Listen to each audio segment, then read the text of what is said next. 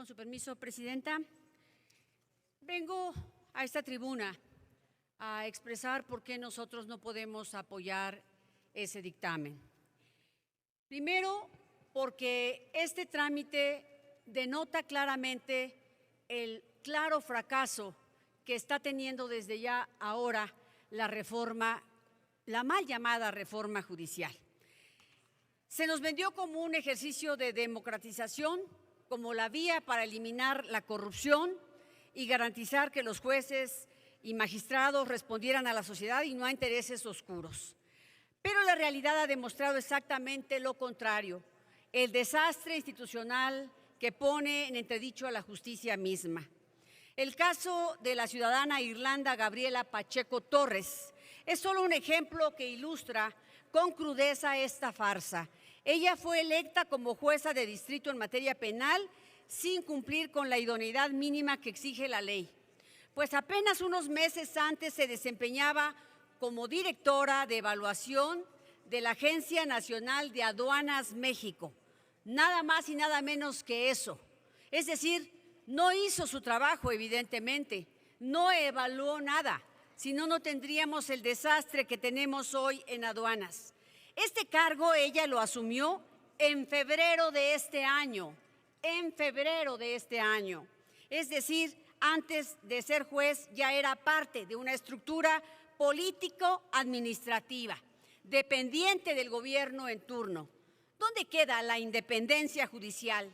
¿Dónde queda la honestidad que debería ser la piedra angular de quien imparte justicia? Ella, también hay que decirlo, fue defensora de un extorsionador del cártel de la Unión de Tepito. Ella, es decir, al mismo tiempo todo esto. Ahora que los reflectores están sobre ella, se pretende negar su licencia para encubrir el desaseo del proceso. Por eso muchos están muy felices de hablar, porque son pocas las oportunidades que tienen de votar en contra. Pero eso es simplemente querer tapar el sol con un dedo.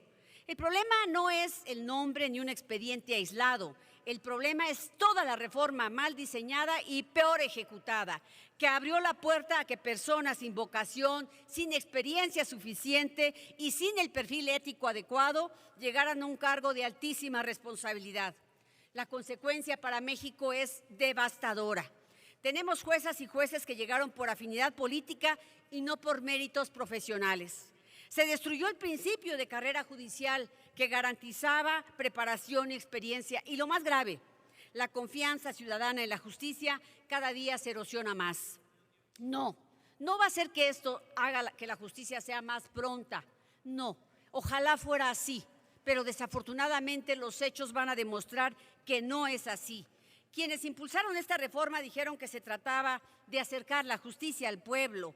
Eso se oye muy bonito. Hoy vemos que lo que hicieron fue arrodillar al Poder Judicial frente al Poder Político. Hoy, por lo menos sabemos de 4 juzgadoras y juzgadores que han decidido retirarse sin expresar claramente sus razones. El caso de la jueza Pacheco revela que la supuesta renovación se convirtió en un mecanismo para premiar lealtades y colocar cuadros sin las credenciales necesarias. Y si hoy algunos intentan desmarcarse rechazando licencias, no es por un verdadero compromiso con la legalidad, sino por el temor de que se evidencie que esta reforma está llena de vicios de origen. Lo que necesita este país son jueces valientes, independientes y honestos. Y vaya que la jueza tendrá mucho trabajo en aduanas para limpiar ese cochinero que todos estamos viendo todos los días. Fíjense nada más, una jueza que trabajaba en aduanas, en materia penal y, como lo dijo Claudia Anaya, en Iztapalapa, un bastión de Morena, para que pudieran asegurar su elección con el acarreo de votos. Es una vergüenza para este país lo que hoy estamos viviendo y que vamos a seguir viendo, desafortunadamente. Gracias, Presidenta. Buenas tardes, compañeros, compañeras. La verdad es que yo solo deseaba hacerle una pregunta al diputado Corral, pero lo que hay que oír, a ver, Vamos a hacer una pequeña labor de ilustración a la bancada del PRI. No hay ninguna reforma constitucional. Es la Constitución vigente, les pese lo que les pese, y la elección de las personas juzgadoras llegó para quedarse. Se dio un paso en la democratización para elegir a las personas juzgadoras integrantes del Poder Judicial. Y eso no lo tolera el PRI, porque habla de independencia judicial y se le queda en la desmemoria que todavía en diciembre del año pasado su dirigente, el senador Alejandro Moreno Cárdenas, golpeador profesional, se reunió con Norma Piña para tratar de echar atrás esta reforma. De hecho, la Corte votó modificar la Constitución, para lo cual no tiene facultades. Y no se quedó ahí. Después de no alcanzar la mayoría calificada de 8 votos, se quedaron en 7. La expresidenta de la Corte, Norma Piña, se atrevió a decir que mayoría calificada de 11 era 6 y lo puso a votación y tampoco obtuvo los votos suficientes. Nos viene a hablar de independencia judicial el partido que su presidente hoy dio una mala noticia, por cierto, Ernesto Zedillo Ponce de León, dijo que es un día triste, que la última neurona que le quedaba viva se le murió. Y entonces ese hombre que quitó a más de 2 decenas de ministros y ministras de la Corte por su voluntad y puso a dedo los nuevos integrantes de la Corte, supeditándolos a su mandato y a su determinación, nos vienen a hablar de independencia judicial. Pero además por una persona juzgadora que tomó protesta aquí y que pide licencia, dicen que es una catástrofe el procedimiento, que es una crisis del Poder Judicial. Yo lo único que quería preguntar era si habían escuchado a la persona juzgadora más allá de lo que mandó por escrito, dado que un precedente de negar una licencia no es un precedente menor. Y me parece que más allá de lo que alegó en su documento, hubiese valido la pena escuchar algún argumento adicional. Pero que de ahí se arranquen a hablar de la corrupción en las aduanas, que durante todos los gobiernos del PRIAN fue monumental, fue monstruosa, fue brutal. Bueno, es el colmo de la desvergüenza.